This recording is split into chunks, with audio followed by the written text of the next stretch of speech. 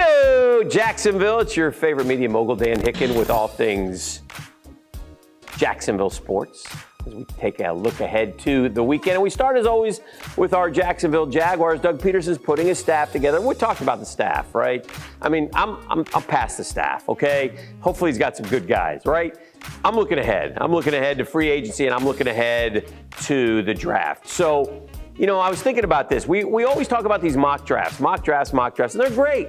But really, should we wait until free agency is over before we do the mock drafts? Because, for example, if the Jaguars sign Armstead, the big tackle from New Orleans, are they going to draft Evan Neal? I don't think so. I don't think. Best player available, I get it, but are you? Or if the Jaguars sign Chandler Jones, are they going to draft Aiden Hutchinson? So I look at it as a combination thing, right? And free agency for wide receivers, I don't like it. You know, Davante Adams ain't coming here. I don't even think he's going to hit free agency. Godwin, the Bucs want to keep him. They want to go try and get a quarterback of their own, and Russell Wilson or Deshaun Watson or somebody like that, and try to go win a Super Bowl. They've got enough talent. They just need the quarterback with Brady retiring. So they're not getting Godwin. The word is Mike Williams of the Chargers is probably going to stay in L.A. Worst case, they're going to franchise him. That brings us to Allen Robinson, which, okay, if you want Allen Robinson, that's fine. But I don't think he's not a great number one, in my opinion. So you start looking around, and now who do you start thinking about? Who do you start seeing? So you put DJ Chark. Is he coming back or not? But again, you got to hit home runs with wide receivers. So you better find that Cooper Kupp in the second round, right? That's what you have to do. Now, there may be 6 wide receivers that go in the first round. I would suggest this to the Jags. There's 2 things here. One, I'm not taking a wide receiver with my first overall pick. I get it. But I would consider strongly, with two third-round picks and a second, trading back up into the first round. If there's a receiver there I am sold on. That's number one. Or number 2, I would be proactive. I would scour. I would look around and I'd say, hey, Seattle, do you really want DK Metcalf? Hey, Atlanta, I hear you might not be keeping Calvin Ridley. Trade for a wide receiver. Trade for an established wide receiver who's really good, who can help your team. So that would be something else that I would probably look into. I think the Jags must be proactive in player procurement. I don't think they can sit back on their hands. They've got to sign one of the heavy hitters in free agency. Armstead from the Saints, Chandler Jones from the Cardinals, somebody like that. And by the way, I'll throw you one other caveat. If Davante Adams does hit free agency, give him everything he wants. You tell me, Davante. Here's a blank check, Davante. How much is it going to cost us, Davante?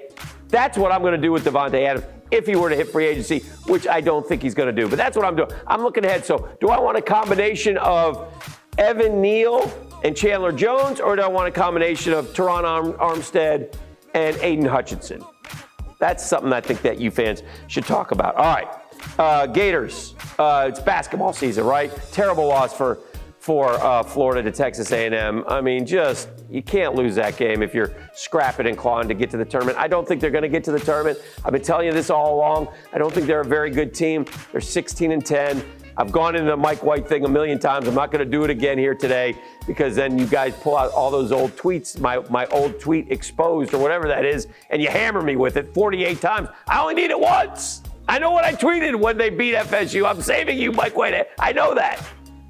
I'm just kidding. I love y'all. So disappointing season, 16-10. Still rooting. Maybe they can beat Auburn this weekend in Gainesville. Maybe. I don't think they will. But you know what?